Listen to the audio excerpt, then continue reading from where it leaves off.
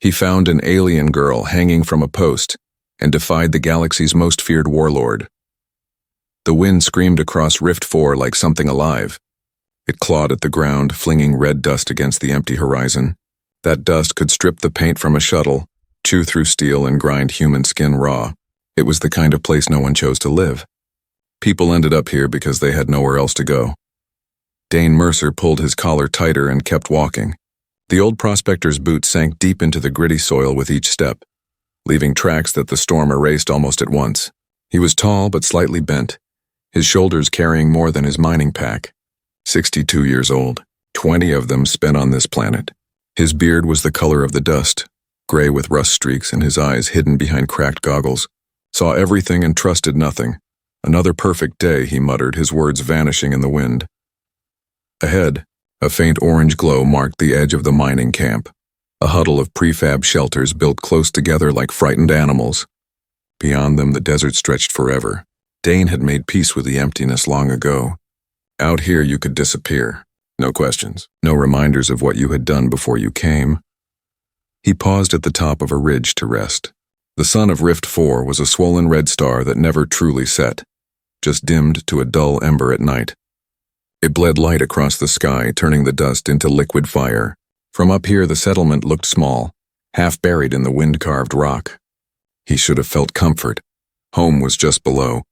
Instead, something itched at the back of his mind. A flicker of movement. Wrong color, wrong shape? Dane lifted his visor and squinted. Through the haze, a shape hung from one of the old communication poles at the edge of the ridge. The comm lines had been dead for years, stripped by scavengers. Nothing should move there. Nothing alive anyway. What the hell? Instinctively, his hand went to the plasma cutter on his belt. A miner's tool, but it would burn a hole in anything if it had to. The wind shifted, clearing the dust for a moment, and he saw it clearly. Someone or something was hanging from the pole. He moved closer, boots crunching on the rock. The figure swayed slowly in the wind. It wasn't human. The limbs were too long, the frame too slight. Pale blue skin shimmered faintly under the red light, and long silver hair whipped across a face half hidden by bruises. A tattered scrap of fabric clung to the body, barely enough to cover it. Dane stopped short, his heart hammering. An alien, female maybe, and next to her, nailed to the pole, a wooden sign swung back and forth. The Warlord Never Forgets. The words were burned into the wood. Even through years of dust, the letters looked fresh. He cursed under his breath. The Warlord. Everyone in the settlement knew the name. Korath Vane, alien crime boss, debt collector, and self-declared ruler of Rift 4. Half the miners owed him credits. The other half pretended not to. No one crossed him and lived long enough to talk about it. Dane swallowed hard. He could turn back now, pretend he hadn't seen this. The smart thing would be to keep walking, but he didn't. He moved forward until he could reach her. The alien's head lifted weakly, eyes half open, silver, glowing faintly like twilight reflected in water. She was alive. Hold on, Dane said, voice rough. I'm getting you down. He pulled the utility knife from his belt and started cutting the ropes. The fiber was stiff and burned his fingers, but it gave way. The alien's body sagged into his arms, light as smoke. She trembled, breath coming in shallow gasps. Easy now, he said, awkwardly adjusting his grip. Got you. Her skin felt cold, too cold for a living thing. He wrapped his jacket around her shoulders and looked toward the camp. Every second he stood here was another chance for one of the Warlord's patrols to spot him. Still, he couldn't leave her to die out here. Not like this, can you hear me? He asked, her lips moved. Help. Please, that voice, soft, musical, like glass wind chimes. It hit him straight in the chest. Name? He asked. Astra. All right, Astra. I'm Dane Mercer. Let's get you somewhere safe. He adjusted her weight and started down the ridge. The wind fought him the whole way, howling around his legs and clawing at his jacket. Astra's head rested against his chest, her breathing faint but steady. Dane could feel the heat of her fever through the fabric. As he reached the edge of the camp, the flickering perimeter lights made her skin look ghostly blue. He glanced around, making sure no one was watching. The miners usually minded their own business, but rumors spread faster than light. If anyone saw him carrying an alien marked by the Warlord, it wouldn't stay quiet for long. He hurried to his small prefab shack at the farthest edge of the compound. It was barely a home, one bed, a desk, a stove, but it was his. The door hissed open. He stepped inside and laid Astra gently on the cot. For a moment, he just stood there, breathing hard, looking down at her. Dust clung to her skin. The bruises were deep, old, and cruel. Whoever did this wanted to make an example. He fetched a canteen, poured a little water on a rag, and cleaned her face. She flinched but didn't wake. The sign's words echoed in his mind. The Warlord Never Forgets. Dane sighed and sat on the edge of the cot. Guess I just made myself his next example. Outside, the wind wailed against the metal walls. Inside, in that fragile bubble of silence, Dane realized something he hadn't felt in years. He wasn't alone anymore. The wind never really stopped on Rift 4. It only changed pitch, sometimes a scream, sometimes a whisper. Inside Dane's small shelter, though, it sounded distant, like a ghost pacing outside the walls. Astra lay motionless on the cot. The pale glow of her skin pulsed faintly under the emergency lamp. Dane crouched beside her, hands steady though his mind wasn't. He cleaned the cuts on her wrists and arms, wrapping them in strips torn from his old undershirt. The smell of antiseptic mixed with the copper scent of alien blood, sweet, almost floral. It made his throat tighten. When he touched her shoulder, she flinched. "It's all right," he said quietly. "You're safe here." Her eyes opened, silver gray, wide and uncertain. She stared at him for a long time before whispering, "Why help me?" He didn't have an answer ready. He could have said, "Because I'm stupid," or "Because no one else would." Instead, he said, "Because leaving you there didn't sit right." Astra blinked slowly, then nodded, as if she understood something he didn't. "You will be hunted," she said softly. "The Warlord doesn't forgive mercy." "I've heard that line before," Dane muttered. "Guess I'll test it myself." He moved to the small stove, flicked the ignition, and poured water into a tin pot. The heat filled the space with a faint metallic smell. Astra watched him in silence. For a while, only the bubbling water spoke. Then a heavy knock rattled the door. Dane froze. No one visited him. Ever. He reached for the plasma cutter, thumb hovering over the trigger switch. "Stay quiet," he murmured. Astra shrank back against the wall, her luminous skin dimming instinctively. "Who is it?" he called. A gravelly voice answered through the door. "It's Core. Open up, old man. It's urgent." Dane hesitated, then unlocked the seal. The door hissed open, revealing a massive figure. Core, the Palladian miner, his body made of ridged stone plates that shimmered like basalt. Dust clung to the cracks between his armored skin. "You look like hell," Dane said. "You smell worse," Core replied, then leaned closer. "Heard chatter in the pits. Patrols are moving. Someone crossed the Warlord last night. You wouldn't happen to—" His four eyes stopped scanning when he spotted Astra behind Dane. For a second, the room froze. "By the stars," Core whispered. "You really did." Dane didn't bother lying. "She was dying on a pole. I cut her down." Core exhaled, the sound like rocks grinding together. "Then you just signed your death warrant. The Warlord's enforcers are tearing through the lower quarters already." "I'll handle it," Dane said, though even he heard the doubt in his tone. "You can't handle him," Core snapped. Then quieter. "But maybe you can hide. My quarters have a crawl space under the floor. They already searched me this morning, won't check twice. It's not much, but it'll buy you time." Astra shook her head. "He will find me." "He always finds me."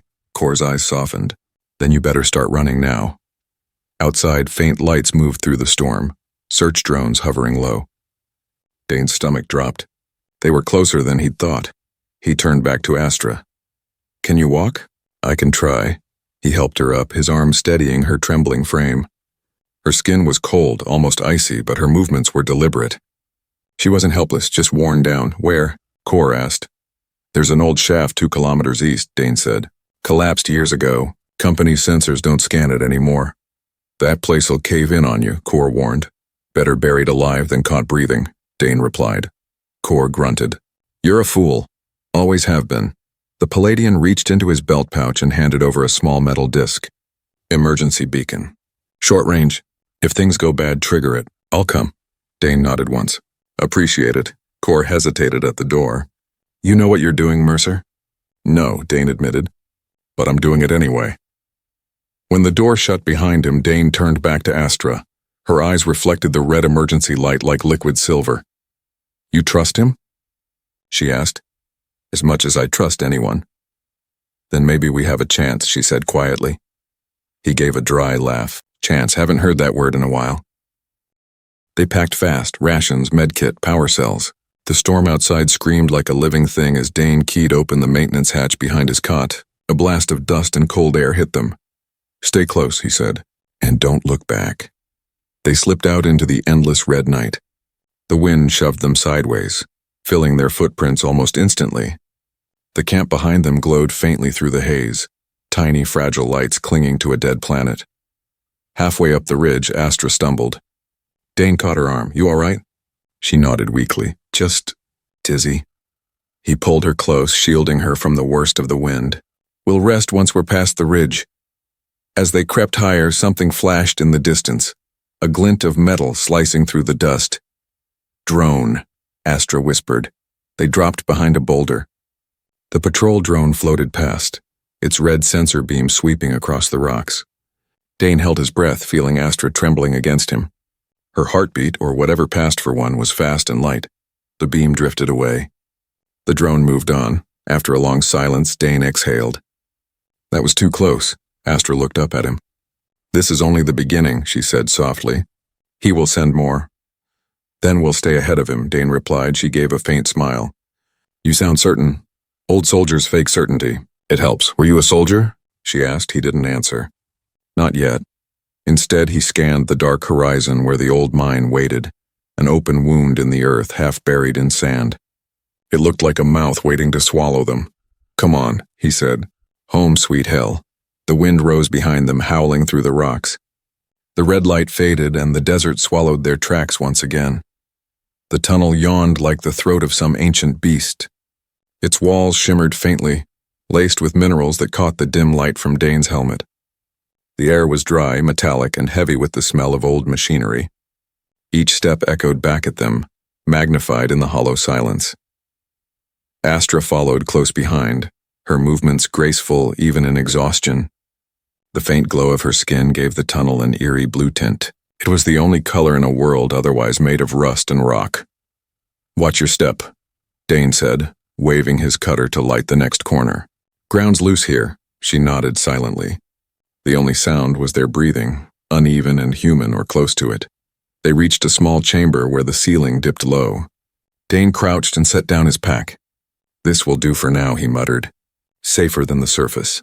Astra leaned against the wall, closing her eyes. "Safer," she whispered, "but not safe." Dane allowed himself a tired grin. "You sound like someone who's seen too much." Her silver eyes opened again. "You sound like someone who stopped caring." He looked at her then, really looked. "Maybe I did," he admitted, "until yesterday." For a long moment, neither spoke. The storm outside was gone, replaced by the slow groan of shifting stone. Dane took a small thermal heater from his pack and switched it on. A pale ring of light filled the chamber, turning the cold air into a fragile pocket of warmth. He rummaged through another pouch and pulled out 2 sealed ration packs. He tossed one to Astra. "Not fancy, but it'll keep you alive." She turned the packet over in her hands, confused. "What is it?" "Protein and regret," he said with a smirk. When she hesitated, he tore the top off his own pack and squeezed the contents into his mouth. "See, not poison." She smiled faintly, mimicked him, and swallowed a small bite. Her expression shifted from curiosity to quiet disgust. "It tastes like metal." "Then you're eating it right." He leaned back against the wall, letting the warmth seep into his bones. "So," he said after a while, "you want to tell me why that monster strung you up like a warning flag?" Astra's fingers tightened around the ration pack. "The Warlord doesn't like when his property leaves." "Property?" She nodded slowly. "He buys people, different species, collects them, uses them." Dane's jaw tightened. "Uses them how?" A long silence stretched before she answered. "I'm a Severian empath. I can feel emotions. Sometimes thoughts if they're strong enough. He made me read minds for him, find liars, spies, anyone who hid something from him. It hurt every day. I tried to run. He found me, punished me, and left me there, for others to fear." Dane stared at the heater's glow. The firelight made his scars stand out sharper. "You're not property now," he said finally. "Not while I'm breathing." "You shouldn't say that," she whispered. "You don't know what he'll do." He looked up at her. "Then he'll have to try." The conviction in his voice surprised even him. Maybe it was the loneliness talking. Maybe the guilt. But it felt right. Astra tilted her head slightly, studying him. "You're different," she said softly. The others, the humans who work for him, they look away. Pretend not to see. You looked. Guess I've done enough pretending in my life. Her eyes lingered on him for a moment longer, then she looked away. "You carry pain," she said. Deep and old, he frowned. "You reading me?" "Not on purpose," she said. "It's just there, heavy, like smoke." He rubbed his forehead. "Then maybe stay out of my head, all right?" Her lips curved in a small, apologetic smile. "I'll try." The silence that followed wasn't uncomfortable, just still. After a while, Dane opened a small metal box and pulled out a worn photograph. It showed a younger man in uniform standing beside a ship, surrounded by grinning crew members. Astra leaned closer. "Is that you?" "Long time ago," he said. "Back before all this, you were a soldier?" "Special Forces.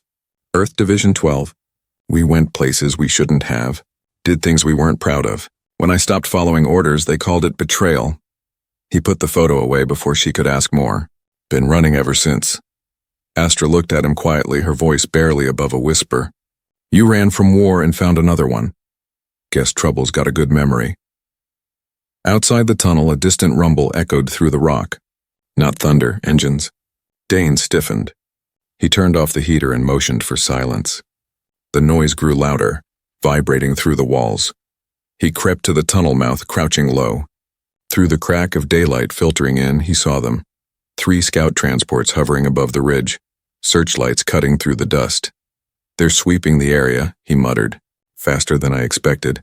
Astra's hand brushed his arm. "He knows I'm alive." Dane's mind raced. "We move deeper," he said. "There's another shaft below this one. Older, unstable, but off the scanners.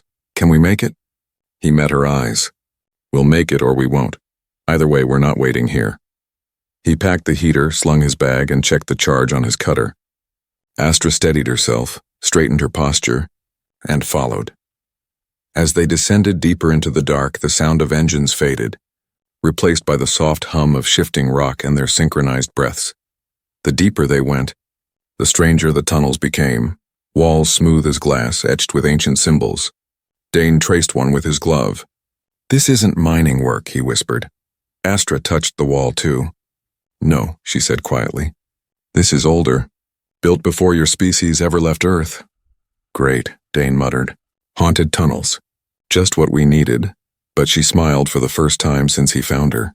Maybe ghosts are kinder than men. He didn't argue. Not because he believed it, but because she might be right. They pressed on, their footsteps fading into the unknown below.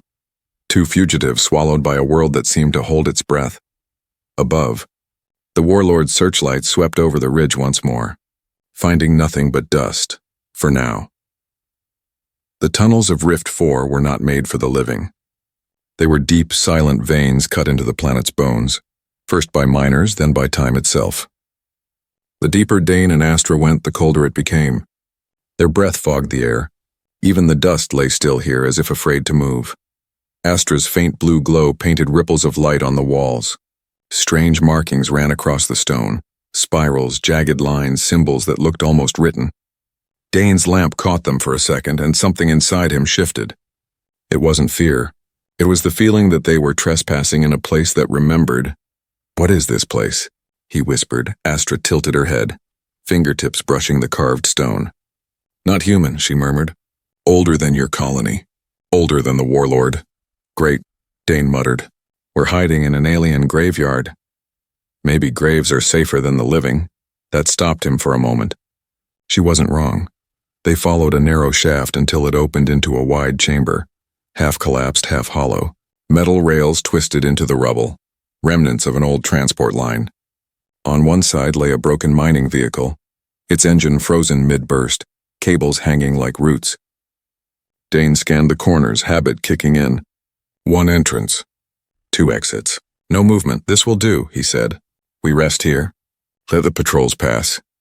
Astra nodded and sank down beside a fallen support beam. Her movements were slower now. The bruises along her ribs were healing, but she still winced when she breathed too deeply. Dane unpacked the small heater again and set it between them. The orange ring of warmth spread, chasing back the shadows. For a while they sat in silence, listening to the soft hum of the old rock. Then Astra spoke. "You were a soldier," she said. "I felt the weight of it earlier, fear, guilt, duty." All tangled, Dane didn't look up. He rubbed his hands near the heater. "Used to be. Haven't been one in a long time. But you still think like one." He gave a humorless laugh. "Can't help it, habit. You learn to see everything as terrain, every person as threat or ally." "And me?"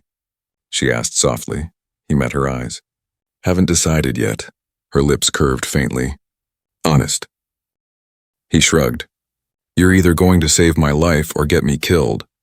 Could go either way. That's fair." The heater flickered. For a moment, the light danced over her face and he saw her differently. Not as some fragile alien runaway, but as someone strong beneath the fear. "Why risk coming back for me?" she asked suddenly. "You could have walked away." Dane stared into the heater. "I've walked away from too many things, people, friends, orders I shouldn't have followed. Maybe this was my turn to do something right." Astra's voice softened. "You think saving me erases your past?" He shook his head. "Nothing erases it. But maybe it balances the scale, even a little." A faint tremor ran through the floor then. Subtle at first, then sharper, as if the planet exhaled. Dust fell from the ceiling. Astra stiffened. "What was that?" Dane switched off the heater instantly. The darkness swallowed them again. He pressed his ear to the stone wall. A low, rhythmic vibration pulsed through it. "Engines, they're drilling," he whispered. "Mining crews or worse," Astra frowned. "No, listen." She closed her eyes. "Those aren't machines." Their footsteps, Dane's blood ran cold. He moved fast, motioning her behind a collapsed wall. A faint light flickered down the tunnel, white and sharp. Voices followed, muffled through helmets. "Scan every chamber," a voice barked. "The Warlord wants her alive." Astra's breath hitched. Dane pressed a hand gently over her mouth. The searchlight beam swept across the chamber entrance, illuminating the broken transport for a second. The hum of scanners filled the air, high-pitched, invasive. Dane's pulse hammered. If the sensor pinged biological heat, they were done.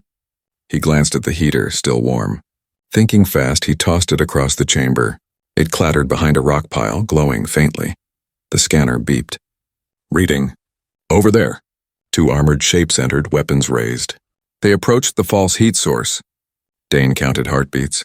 1, 2. Then he moved. He came up behind the first guard, hooked an arm around the alien's neck and drove his plasma cutter into the armor's side. The hiss of melting metal drowned the scream. The second turned just in time to catch Dane's elbow in the throat. Astra was already moving.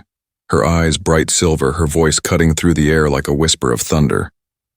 The guard froze mid-motion. His weapon trembled in his hand. "What?" he gasped. "Sleep," Astra said softly. The enforcer collapsed. Dane stared at her. "You can do that?" "Only when they're close. Only when I'm strong." She swayed slightly. "And I'm not strong now." He caught her before she fell. "You saved us," he said quietly. Her gaze met his, tired but fierce. "We saved each other." The bodies on the ground steamed faintly from the plasma wound. Dane dragged them into the shadows and stripped their utility belts. Ration bars, ammo, a cracked data pad. He checked the pad. It showed a map of the sector. Dozens of red dots marked search teams. The Warlord wasn't just looking. He was hunting. Dane exhaled slowly. "He's got half the camp out here." "Then we go deeper," Astra said. "There might not be a deeper," he replied. "Then we make one." Something in her voice, calm, certain, made him look at her again. The fear was still there, but under it was something else. Defiance. He felt it catch inside him like a spark. "All right," he said finally. "Deeper it is." They packed again, leaving the dead behind. As they entered the next tunnel, the air grew colder, thinner, and the walls began to shimmer with veins of faint blue crystal. Astra touched one and smiled faintly. "Severian crystal," she whispered. "We use this to heal." "Looks pretty," Dane said. "Can it hide us?" "It can mask energy signatures," she said, tracing the light. "If the crystals are alive enough." "Alive?" "They sing," she said simply. "Listen," he did. And faintly, so faintly he thought he imagined it, the crystals hummed, like the low vibration of distant stars. Dane grinned despite himself. "Guess we found our shelter." She smiled back, weary but real. "Guess so?" As they settled near the glowing walls, the mine above them echoed with the sound of search parties calling through static. But down here, under the humming stone, the noise faded away. For the first time in days, Dane let himself breathe, and for the first time in years, he let himself hope. Sleep didn't come easily beneath the crystal veins. The hum that had comforted Dane at first now whispered at the edge of his dreams, faint, melodic, almost like voices. When he opened his eyes, Astra was already awake, sitting cross-legged beside the glowing wall, her fingertips pressed to the crystal's surface. The blue light pulsed beneath her touch, answering. "You're talking to rocks now?" Dane rasped, rubbing his eyes. She smiled faintly. "They're not rocks. They're memory. The Severians used these crystals to store echoes of thought, pain, hope, fear. They remember what was given to them." Dane frowned. "You mean they're alive?" "In a way. They resonate with emotion. The stronger the feeling, the stronger the light." He grunted. "Then that explains why they're glowing like a damn beacon right now." She laughed softly, the sound thin but real. "It's you. They feel your will." He rolled his eyes. "I'm not exactly the sentimental type." "Not sentimental," she said, standing. "Determined. You want to survive. You want me to survive." The crystal sensed that. Before Dane could answer, a faint vibration rippled through the chamber, a deeper rhythm than before. The floor trembled. Dust fell from the ceiling. "That's not me," he said. Astra's expression changed. "No," she whispered. "That's them." Dane grabbed his cutter, listening. The vibration grew sharper, mechanical. Then came the sound of metal striking rock, the rhythmic clang, clang, clang of drills. "They found the outer tunnel," he said grimly. "They're boring through. How long do we have?" "Minutes. Maybe less." Astra looked toward the far end of the cavern where the tunnel curved down into shadow. "There's another way," she said. "The crystals told me." He stared at her. "You're getting directions from glowing rocks?" "They remember the old pathways. Before your people came. Before the mining." Dane hesitated, then sighed. "Lead on, Princess of Pebbles." They moved fast.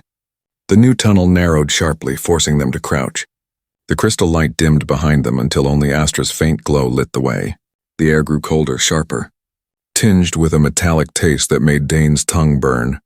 Then the tunnel opened into a dome-shaped cavity that took his breath away. Hundreds of blue pillars rose from the floor to the ceiling, all glowing softly.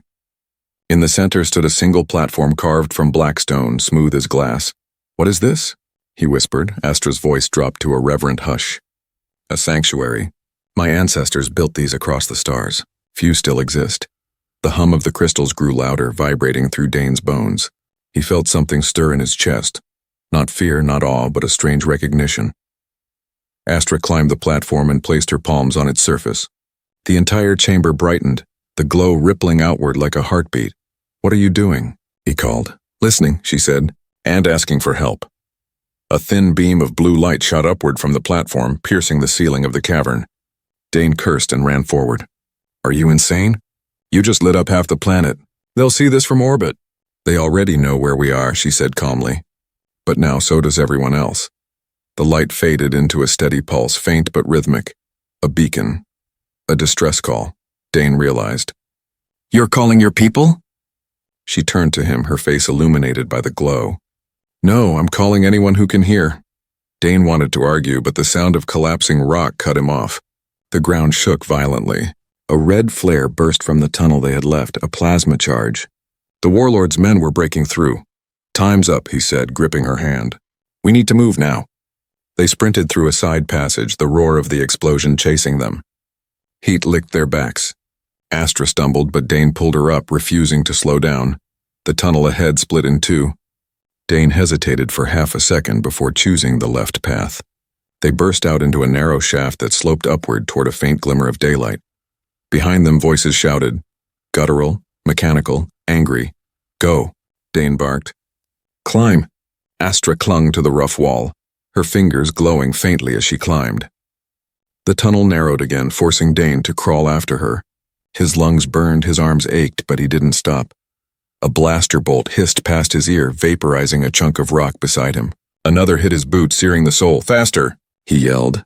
They reached the top of the shaft and burst into open air. The light was blinding after the tunnel's darkness. Red dust and wind hit them like a wave. The horizon burned under Rift 4's twin suns. Dane fell to his knees, coughing. Astra pulled him up, her eyes scanning the ridge. "Where now?" she asked. He looked around. Barren wasteland, broken machinery, and in the far distance the shimmer of heat rising from the settlement's direction. He exhaled hard. "Back to the camp," Astra blinked. "You want to go toward them?" "Toward answers," he said. "We can't hide forever. Not from him. But maybe we can hurt him." A shadow passed overhead, a patrol drone scanning the surface. They dove behind a broken crawler, hearts pounding. When the drone moved on, Dane turned to Astra. "We'll need supplies, a plan, and friends who can still think for themselves. You know people who'll help?" "Not many," he said, "but a few still owe me their lives." Astra looked at him with something close to admiration. "You're different from other humans I've met." He gave her a tired smile. "Most of them were smarter. I'm just stubborn." Astra tilted her head, studying him in the crimson light. "Then maybe stubborn is exactly what this planet needs." Behind them, the crystal dome pulsed one last time, sending its call into the sky, a silent signal lost to the storm. Neither of them saw the small blue spark that flickered across Dane's wristcom a moment later. "Incoming transmission, signal received. Coordinates locked." By the time Dane and Astra reached the outer ridge, the sun had begun its slow descent into Rift 4's haze. The sky glowed like molten iron, red clouds, sharp winds, and the faint shimmer of lightning in the distance. Dane scanned the horizon through his visor. The mining camp lay ahead, half hidden behind a wall of dust storms. The settlement's beacon lights blinked weakly like dying stars. He crouched behind a cluster of jagged rocks. "We're close," he said, checking the charge on his plasma cutter. "But the place will be crawling with the Warlord's men." Astra knelt beside him, pulling the hood of her borrowed cloak tighter. "Then we go unseen," she whispered. Her voice was calm, steady, but there was something new in her tone, a strength. The kind of strength that didn't come from muscle or weapons, but from belief. Dane caught himself studying her again, noticing how the dying light danced across her pale blue skin. It struck him how far she'd come from the half-dead stranger he'd cut down from that pole. "You're sure you can mask our heat signatures again?" he asked. She closed her eyes, her fingers brushing the crystals embedded in the cuffs of her sleeves. A faint shimmer rippled across her form, spreading to him as she touched his arm. "For a short time," she said, "but not if we run." "Then we don't run," he said. "We move like ghosts." They slipped through the outer perimeter, keeping to the shadows of broken cargo haulers and derelict drills. The wind howled through the camp's narrow corridors, carrying the smell of metal, oil, and fear. Everywhere they looked, the Warlord's enforcers prowled, black armor glinting under floodlights, rifles sweeping in mechanical rhythm. They passed a burned-out dwelling, its metal walls melted inward. Dane clenched his jaw. "They've been torching the homes of anyone who helped us." Astra's voice trembled. "He's not looking for me. He's making an example." A figure stepped out of the shadows ahead, broad shoulders, heavy limbs, 4 blinking eyes. Dane froze. Then the voice came, "You've got worse timing than a collapsing shaft." "Core," Dane exhaled. "Still alive?" The Palladian grinned, teeth like stone shards. "Barely. The Warlord's dogs have been ripping the camp apart. But some of us are still standing. And angry." He led them into a hidden maintenance duct beneath one of the old smelters. Inside, flickering lights revealed 3 more figures. A wiry insectoid Arcturan named Nixel, a scarred Danebian woman called Cora, and an old human engineer Dane vaguely recognized. Their makeshift hideout was small, filled with salvaged weapons and a half-powered console flickering with maps of the settlement. Cora gestured at the screen. "They've locked down every transport route. The only ship leaving orbit is the supply freighter, Warlord's personal cargo. It leaves at dawn. So we steal it," Dane said flatly. Cora snorted. "You don't just steal from the Warlord. His guards are armed with fusion cannons." "Then we don't steal it quietly," Dane said. "We make noise." Nixel clicked his mandibles nervously. "Noise brings death." "Noise brings distraction," Dane countered. "The people here are ready. They've had enough." "We hit him where it hurts, on his pride." Astra stepped forward, her voice like wind through glass. "He wants to break their will." We'll show him it can't be broken. The group fell silent, watching her. Even in the dim light, her presence seemed to pull the air tight around her. For a moment, no one spoke. Finally, Kor nodded. I'll rally who I can. The miners, the scavvers? They'll fight if you lead. Dane looked at the glowing map. His soldier's instincts returned, slotting pieces into place. We hit 3 points, he said, marking them with his finger. The power station, the docking bay, and the comms tower. Kor, you take the power grid. Plunge the whole camp into blackout. Nix'll reroute the security drones. Make them turn on their handlers. Cora, you lead the miners to the central plaza. Draw the enforcers away. And you? Kor asked. I'm going for the Warlord, Dane said. If we don't cut off the head, this thing dies in minutes. The room went still. Astra's eyes widened. Dane, you can't face him alone. I won't, he said quietly. You're coming with me. She opened her mouth to argue, then stopped. There was something in his tone that didn't invite debate, only trust. I can sense his thoughts from here, she said after a moment. He's afraid of what? Her eyes glowed faintly. Of you. That drew a crooked smile from him. Then he's smarter than I thought. The ground trembled suddenly and the console flickered. Outside, alarms wailed. Long, mechanical howls echoing through the tunnels. Nix'l's antennae twitched. They're sweeping the district again. Kor grabbed his rifle. We need to move now. Dane turned to Astra. Can you do that masking trick one more time? She nodded. Just once. Good enough. They slipped out of the duct into chaos. Searchlights sliced through the storm. The air smelled of ozone and burning metal. Across the camp, miners and settlers were already moving. Small pockets of resistance emboldened by whispers of revolt. A Denebian woman threw the first explosive charge into an armored crawler. It erupted in flames, sending a shockwave through the settlement. The rebellion had begun. Astra's voice cut through the noise. Dane, the signal. The one we sent from the crystals. It's answering. He blinked. What? She touched her wrist console. A faint blue glyph pulsed there. The same hue as the crystal caverns. Someone's coming.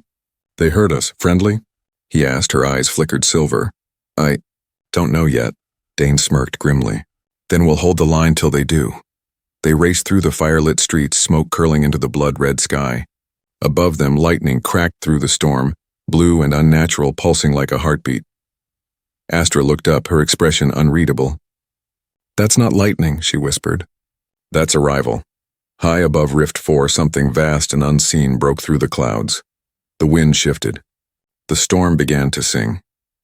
The first light of Rift 4's twin suns bled through the storm, painting the sky in molten crimson. The air smelled of ozone and smoke. The settlement was no longer quiet. It was alive, burning and defiant. Dane Mercer crouched behind the husk of a transport carrier, watching the chaos unfold. The power grid had failed exactly as planned. The whole camp was plunged into flickering darkness. Sparks burst from cables, drones flew out of control, and miners, humans, Palladians, Denebians, fought side by side in the dusty streets. Every shout echoed like thunder. Every explosion lit up a new corner of rebellion. Astra was beside him, her eyes glowing faintly beneath her hood. Her breathing was shallow. Using her empathic abilities had drained her. Yet her voice was steady. They believe now. They're not afraid anymore. Dane looked at her and smiled faintly. Fear's useful until courage wakes up. Then it's just noise. A squad of enforcers swept through the avenue, firing blindly into the smoke. Dane rose from cover, firing a precision shot from his plasma cutter that sliced through the nearest soldier's armor. The rest scattered, retreating into the shadows. Docking bays ahead, he said, reloading the charge pack. That's where he'll be. The Warlord doesn't hide when his empire burns, he watches it fall so he can remember who to kill later. They ran.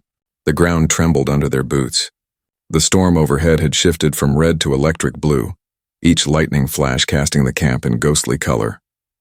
And beneath the thunder something else rumbled, a deep mechanical sound like the heartbeat of a ship descending through the atmosphere. The signal, Astra gasped. It's answering us, Dane glanced upward. Through the clouds, a massive silhouette broke through the storm. A sleek ship with glowing blue engines and an insignia he didn't recognize. It wasn't the Warlords. Whoever it was, they had heard Astra's call.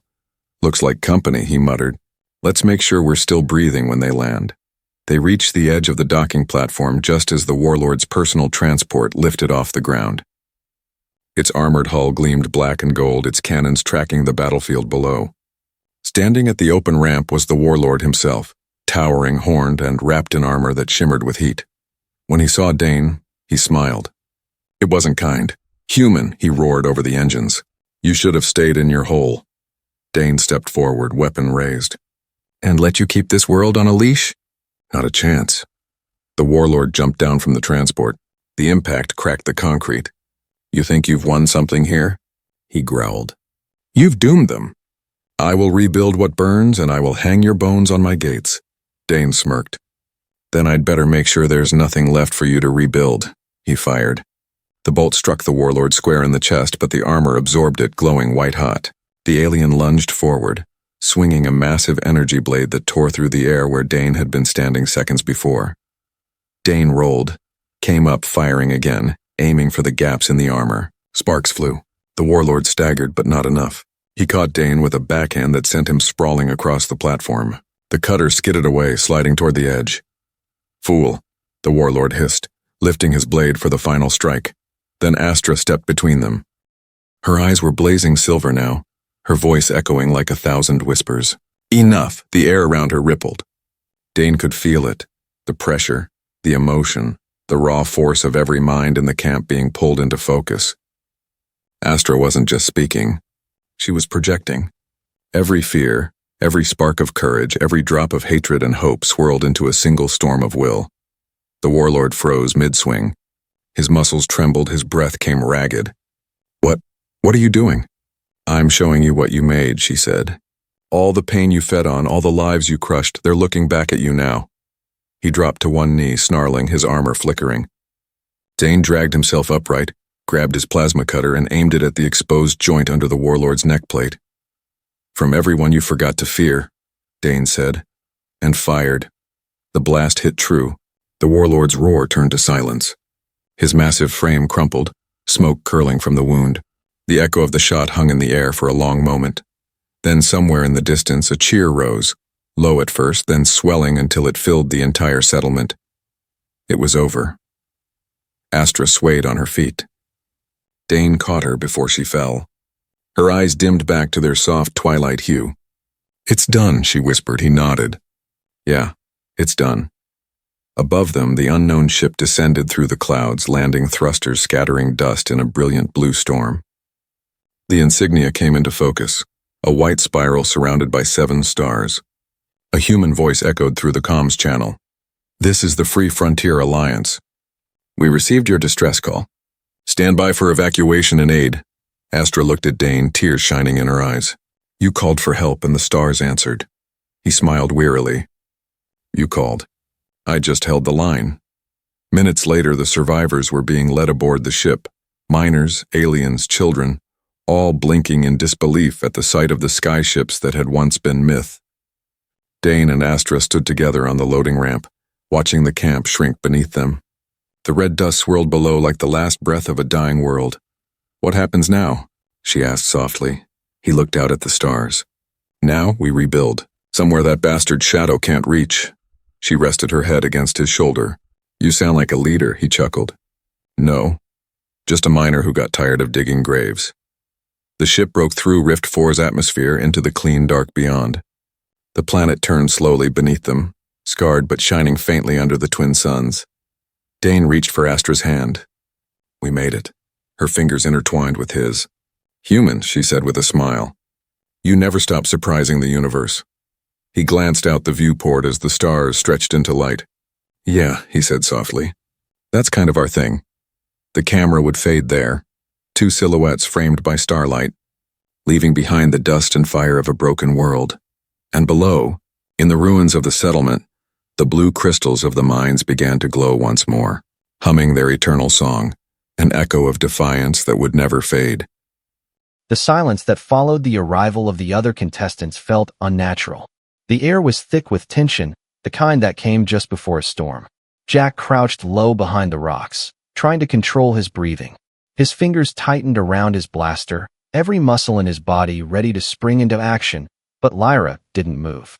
She was still as stone, Her amber eyes focused on the approaching group of competitors, her lips pressed into a thin line. The group of 4 contestants moved with a kind of synchronized precision, their eyes scanning the clearing, picking apart every shadow, every movement. Jack could make out a few details even from a distance. A tall, heavily armored figure with reptilian scales, a shorter but muscular humanoid with 4 arms, and a sleek, slender being with long antennae sticking out from his head. The last was an insectoid creature, almost invisible in the dim light, but Jack could tell by the way it moved that it was fast. Lyra glanced at Jack, her eyes narrowing in thought. "They're not here for the cash," she whispered, her voice barely audible over the soft wind. "They're looking for us." Jack swallowed, his throat dry. "I thought we were supposed to be the ones hunting them." Lyra nodded slowly, still keeping her gaze fixed on the group. "We are, but they're not stupid. They saw us at the transport. They know we've got something worth taking." Jack's heart skipped a beat. His thoughts raced. He knew that if they were caught now, it would be the end. There was no way they could fight off this mini with the little equipment they had. He glanced at the weapons they'd just retrieved, 2 pulse blasters, a couple of knives, and some rations. It wasn't enough to take on this group. Not even close. "Then we need to move. Fast," Jack said, his voice low. But even as the words left his mouth, he knew it wasn't that simple. The group was closing in on their position. Lyra's lips curled into a faint, grim smile. "You're right. But we're not going to run, Jack. We can't run. Not this time." Jack frowned. "What are you suggesting?" Her eyes met his, and in them, he saw something he hadn't expected, a spark of calculation. "We need to play them. We can use their own plan against them." Before Jack could respond, Lyra stood up, moving silently to the edge of the rocks. She didn't hesitate, didn't look back at him.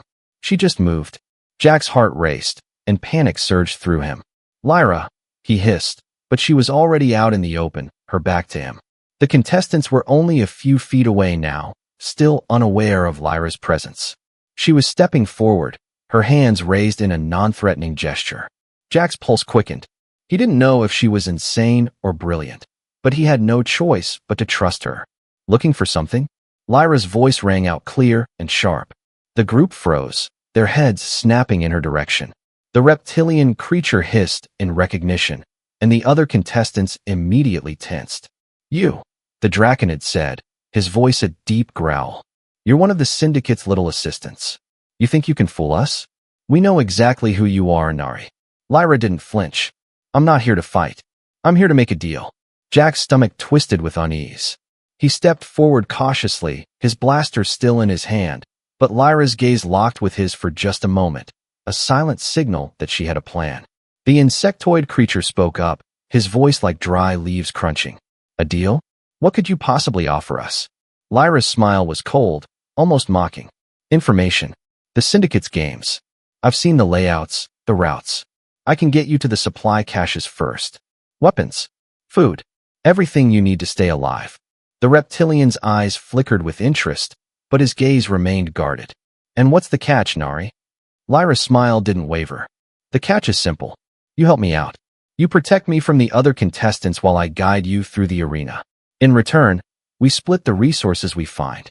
She didn't mention the fact that the real prize was the escape route she had been searching for, the secret exit from the arena, the one the Syndicate didn't want anyone to find. Jack's heart hammered in his chest as the group deliberated. He knew the moment would come, where the deal would either make or break them. He had no idea if Lyra was telling the truth or if she was playing them all for fools. He didn't know who was the bigger threat anymore, the other contestants or Lyra herself. After a tense silence, the Draconid stepped forward, his scaled face twisted into a cruel grin. "Fine," he said. "We'll play your little game. But remember, if you betray us, we'll make sure you regret it." Lyra's eyes never left him as she nodded. "I don't intend to betray anyone." Jack felt a flicker of doubt. He didn't trust her. But the deal had been made, and for now, it was the only thing that kept them alive. As the group began to move, Jack found himself walking alongside Lyra. The uneasy alliance was already starting to feel fragile. And then, without warning, one of the other contestants, a tall, spindly figure with metallic skin, tapped Jack on the shoulder, his voice low and conspiratorial. "You're the human from Earth, right?" the figure asked, his voice surprisingly gentle. "I've heard things about you. You're not like the rest of them, are you? Jack's heart skipped a beat. He could feel the tension building between them. Was this an attempt to play him too? I'm just trying to survive, Jack said flatly, his hand resting on the blaster at his side. Just like you. The metallic-skinned figure studied him carefully for a moment before nodding. We'll see if you can. But don't get too comfortable. This place, it changes people. Jack turned away, his mind racing. The stakes were higher than he had anticipated. Lyra's game had just become their game. And Jack had a feeling it would be a lot more dangerous than any of them expected. For the first time, he wondered if he was in over his head. The wind howled through the trees as Jack and Lyra moved through the dense underbrush, the sounds of the other contestants barely audible in the distance. They were making their way toward a ridge, high enough to give them a better vantage point. Jack had learned the hard way that in this deadly game, high ground was always an advantage. But every step felt heavier, and the unease in his chest was only growing. The uneasy alliance they had formed with the other contestants seemed more like a ticking time bomb with each passing hour. Lyra moved effortlessly beside him, her eyes scanning the horizon with a practiced calm that unnerved him. It was as if she was already one step ahead of everything, already calculating what came next. Jack, on the other hand, was constantly on edge, his mind racing with worst-case scenarios. Do you trust them? Jack asked quietly, keeping his voice low as they pushed through the thick foliage. He was referring to the group they had just made the deal with, the ones who had agreed to protect her in exchange for supplies. Lyra didn't hesitate. No, she said, her voice sharp but controlled.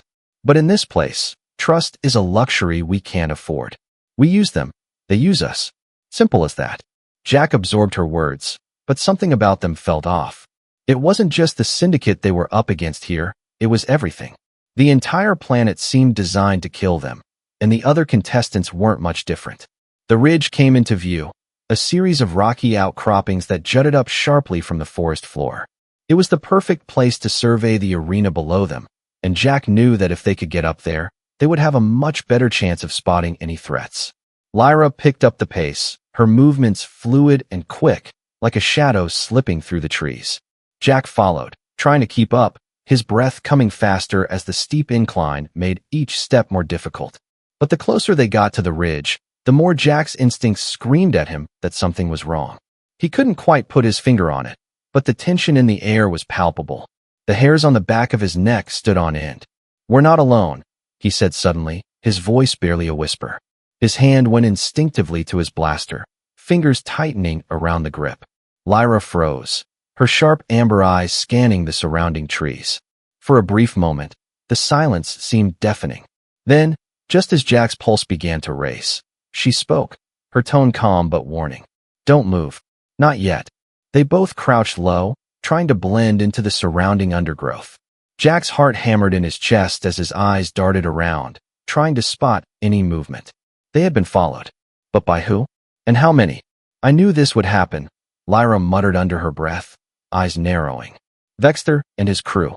They're not going to let us get away with this. Jack's stomach churned. Vexter, the massive draconid gladiator who had been part of the group they made the deal with, was as ruthless as they came. He was a force to be reckoned with, more than capable of ripping through the competition. And now he was tracking them, likely ready to kill anyone who got in his way. Jack's mind raced. They were outnumbered, and Vexter's group had the advantage of better firepower.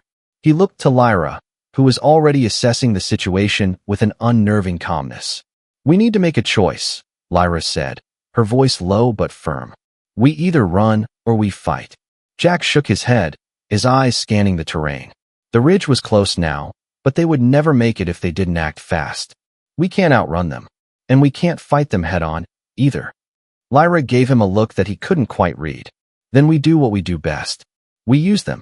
She pulled something from her pack, a small, metallic device that glowed faintly.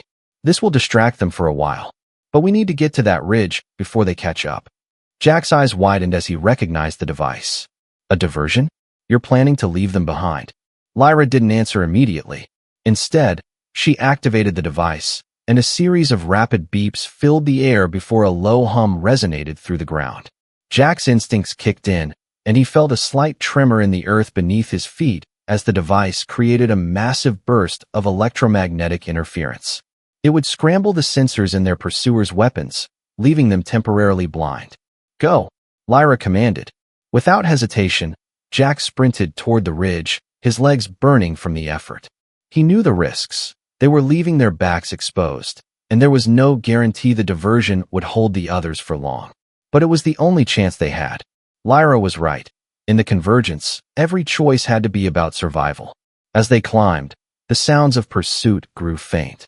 The crackling of branches and the distant thudding of footsteps faded as they neared the top. When they finally reached the rocky outcrop, Jack turned, taking a deep breath. He could hear the sounds of movement below, but no one was close enough to see them yet. The ridge offered them a clear view of the arena below, a vast, open expanse littered with craters, forests, and abandoned structures. The other contestants were scattered across the landscape, some already battling for control of key positions, while others seemed to be forming tentative alliances. "We can't stay here long," Lyra said, her eyes scanning the horizon. "Vexter will be on us soon. But we have time to plan." Jack nodded, but his mind was racing with something else. He couldn't shake the feeling that the decisions they made now would shape everything. In the convergence, there was no room for mistakes. If they trusted the wrong people, or made one wrong move, they wouldn't just lose the game. They would die. But as Jack looked at Lyra, standing tall and composed beside him, he realized that the stakes had just gotten higher. They weren't just playing to survive anymore. They were playing for something bigger, for freedom. And the rules of the game were changing with every step they took. "We need to find a way out," Jack said, his voice low.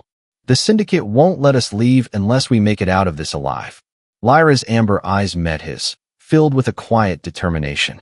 "Then we'll make our own way out. But first, we need to make sure we don't become a target before that happens." As they looked out across the arena, the reality of their situation hit them with full force. The clock was ticking. The convergence had only just begun. And in this game, the only way out was to win, by any means necessary. The night had descended quickly, as it always did on Nexus 6, wrapping the world in an unrelenting cold. The twin moons hung low in the sky, casting an eerie, pale light over the arena below. Jack and Lyra crouched low against the rocky outcrop, their breath misting in the frigid air as they surveyed the terrain. The sounds of distant explosions and the crackle of weapons fire echoed through the valley, but for the moment, they were safe. At least for now. The electromagnetic pulse had worked, giving them a brief window to escape, but Jack knew it wouldn't last. Vexter's group wouldn't be fooled for long. The countdown in his head was ticking down with every passing minute. The game was nearing its end, and the stakes had never been higher. "We can't stay here," Jack said, his voice tight with the pressure of their situation. His eyes scanned the horizon again, looking for any sign of movement. "If we don't make our move soon, we'll be sitting ducks." Lyra nodded without speaking, her gaze fixed on the distant cliffs. There was something unsettlingly calm about her demeanor, as though she had already accepted the inevitability of the convergence.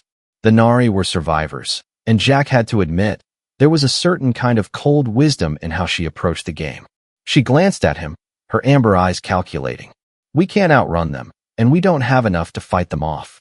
The only way out is through." Jack's brow furrowed. "You mean we have to get past them? Make our way through the central arena to the exit?" Lyra's lips curved into a faint, almost predatory smile.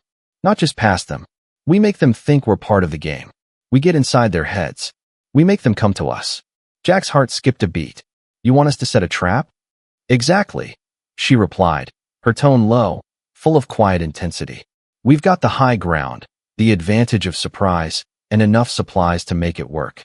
We use the chaos in the arena, and we'll slip through the cracks when everyone's distracted." Jack was silent for a moment, his mind racing. He knew Lyra was right. Their options were limited, and if they didn't act soon, they'd be trapped in the crossfire of the Syndicate's bloodsport. They had to take control of the situation, make the game work for them instead of against them. "Let's do it," he said finally, his voice steady. Lyra nodded and turned toward the edge of the ridge. She reached into her pack and pulled out a small, metal device, a signal jammer. She activated it with a soft click, and for a moment, the world seemed to pause as they both listened to the low hum that filled the air. "Once we set this up, the Syndicate's surveillance will be blocked," Lyra explained, "but it won't last long. They'll notice the interference soon, but it'll be enough to mask our movements." Jack nodded, his hand resting on his blaster. Let's hope it's enough. With a final look toward the distant arena, Lyra moved swiftly toward the ridge's base. Jack followed, his every step calculated. They had no time to waste. As they descended, the sounds of the game below grew louder. The shouts of the contestants, the screech of weapons discharging, and the occasional roar of alien beasts. This was the convergence, a world of blood and violence. But to Jack and Lyra, it was simply a game of survival. They reached the base of the ridge and set up their trap. The jammer would create an area of interference near the central arena's control tower, enough to scramble the security drones and disrupt the syndicate's cameras. It was a long shot, but it was their best bet. Jack worked quickly, his fingers trembling slightly as he set the final pieces into place. "This is it," he said, turning to Lyra. "Stay focused," she reminded him. "We make our move when the signal drops. Don't let your guard down." Jack gave a sharp nod, his eyes narrowing in concentration. "I'm ready." The moment they'd set up the jammer, they waited in silence, the tension thick enough to cut with a knife. The hum of the device was the only sound as it began to broadcast the interference, and slowly, the chaos of the arena seemed to quiet for a brief, fleeting moment. Then, like a wave crashing into the shore, the first signs of the diversion took effect. The security drones whirred, their movements jerky, their sensors blurring and distorting. The cameras flickered, struggling to adjust to the static. In the confusion, the sounds of the other contestants fighting and scrambling to survive grew louder. "They're distracted," Lyra whispered, her eyes scanning the surrounding area. "Now's our chance." Without another word, Jack and Lyra moved, moving swiftly and silently through the darkened landscape. They used the chaos as cover, slipping between the shadows of the trees and abandoned structures, staying low and out of sight. Jack's mind was razor-focused, scanning the environment for any signs of danger. Every step felt like a gamble. But as they neared the outskirts of the arena, Jack could feel the excitement of their potential escape growing stronger. He glanced at Lyra, who was moving ahead of him with a determined grace. She had led him this far, guided him through the hell of Nexus 6. Now, she was guiding him toward freedom. They reached the final checkpoint, a narrow tunnel hidden beneath a crumbled building, just large enough for the two of them to squeeze through. As they approached it, Jack heard footsteps behind them, faint at first, but growing louder. Someone was closing in. "They're on to us," Jack muttered, panic rising in his chest. Lyra gave him a quick glance. "Move. Now." Without hesitation, they darted into the tunnel. The cold stone walls pressed in on them, but they kept moving, the sound of their footsteps the only thing that broke the heavy silence. They reached the end of the tunnel and emerged on the other side into a clearing that opened up into the wilds of Nexus 6. The moonlight illuminated the distant mountains, a final barrier between them and the Syndicate's reach. For the first time since they had arrived on this death planet, Jack felt a sense of hope. But their freedom wasn't guaranteed. They had evaded the Syndicate for now, but escape meant being hunted for the rest of their lives. There was no going back. Jack turned to Lyra, his breath coming in short, labored bursts. "What now?" Lyra smiled, her amber eyes gleaming in the moonlight. "Now we live. Together." They both turned to face the vast unknown ahead of them, an uncertain future filled with challenges, but also freedom. In that moment, Jack knew one thing for sure. Whatever came next, they would face it side by side. And for the first time since he had been dropped into the convergence, he felt something he hadn't in a long time: hope.